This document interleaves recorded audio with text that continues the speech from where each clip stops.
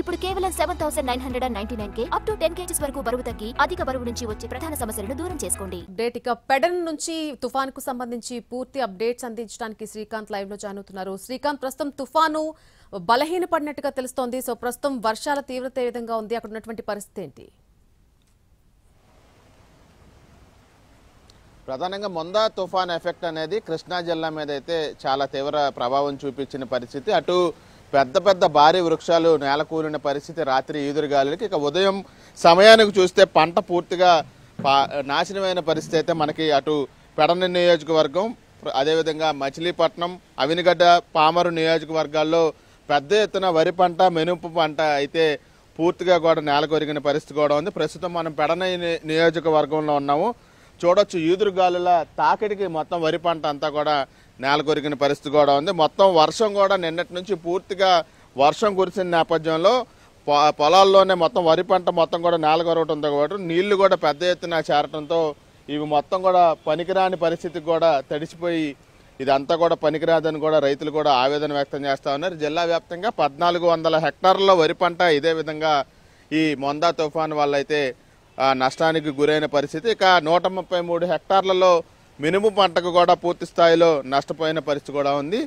దీంతో పాటుగా వేరుశెనగ, మొక్కజొన్న పంటలు కూడా ఈ తుఫాను దాటికైతే నాశనమైన పరిస్థితి ఉన్నట్టుగా అయితే వ్యవసాయ శాఖ అధికారులు నిన్న సాయంత్రం 7 గంటల వరకు నమోదు చేసిన రికార్డులు అయితే గుర్తొచ్చారు. ఇక నిన్న 7 గంటల నుంచి ఇవాళంతా కూడా ఎంతవరకు నష్టపోయిందనే దానికి సంబంధించి నివేదికను కూడా ఒకవైపున వ్యవసాయ శాఖ అధికారులు ఇవాళ సాయంత్రానికి దీనికి సంబంధించి కూడా ఒక రిపోర్ట్ను కూడా ప్రభుత్వానికి సబ్మిట్ చేయబోతున్నారు. ఒకసారి స్థానికంగా ఉన్నటువంటి రైతుతో కూడా మాట్లాడే ప్రయత్నం చేద్దాం. ఏంటి, నిన్న తుఫాను ప్రారంభం వరకు కూడా పంట బాగానే ఉన్నట్టుగా తెలుస్తా ఉంది. ఈ 2 రోజుల ఎఫెక్ట్తో ఎటువంటి పరిస్థితి, నష్టం మీకు చేకూరు? బాగానండి, బాగా నష్టపోయామండి. ఎందుకు పనికిరాదు పంట ఎందుకు పనికిరాదండి. ఇది ఎందుకంటే పాలు ఇప్పుడే పోసుకుంటున్నాయి. ఇది అసలు కొంటక్కడ ఎవరు ముందుకు రారన్నమాట. అంతా బాగా నష్టం కలిగింది సార్.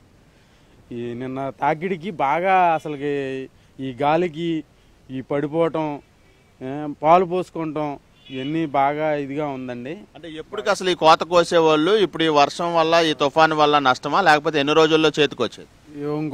ఒక నెల రోజుల్లో చేతికొచ్చేద్దండి.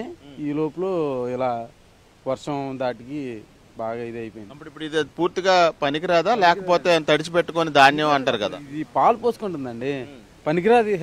ఇదిగో రాలిపోతుంది చూడండి మీరే, ఇదిగో గింజలు రాలిపోతుంది ఇట్లా అంటే. ఈ పాలు పోసుకునే టైంలో ఇలా జరిగితే ఎందుకు పనికిరాదు. ఈ మొత్తం పంట అంతా పోయినట్టే, ఏం లేదు. ఆ తాకిడికి మొత్తం ఏమి ఉండదండి.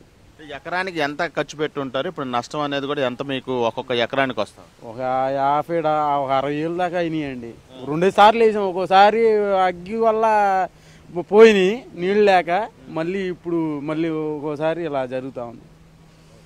చూడొచ్చు అయితే పూర్తిగా మనం విజువల్స్లో కూడా చూడొచ్చు, ఈదురు గాలిల తాకిడికి బలంగా పంట మొత్తం ఎలా నేల కొరిగింది అనేది మనకి స్పష్టంగా కనపడుతుంది. మరోవైపు ఈ ఆగకుండా 2 రోజుల నుండి కురుస్తున్నటువంటి వర్షాలకి ఈ కొంకెలు కూడా పూర్తిగా పాడైపోయిన పరిస్థితి. ఎందుకు పనికిరావు వరి మొత్తం కూడా పూర్తి స్థాయిలో ఈ మొందా తుఫాను వల్ల అయితే తీవ్రంగా నష్టపోయిన పరిస్థితి అయితే ఎకరానికి 50,000 నుంచి 60,000 నష్టపోయినట్టుగా అయితే ఒకవైపున రైతులు కూడా తీవ్ర ఆవేదన వ్యక్తం చేస్తున్న పరిస్థితి మనకి కృష్ణా జిల్లా వ్యాప్తంగా కనబడుతుంది. ఇవాళ నుంచి నిన్న సాయంత్రం నుంచి ఇవాళ సాయంత్రం వరకు కూడా పూర్తి స్థాయిలో ఇంకెంత ఎన్ని వేల హెక్టార్లలో ఈ పంట నష్టం జరిగిందనే దాని మీద కూడా అధికారులు అంచనా వేసి రైతుల నుంచి కూడా వివరాలని సేకరిస్తున్న పరిస్థితి జిల్లా వ్యాప్తంగా ఉంది. నల్లి right Srikanth, thank you for the live update.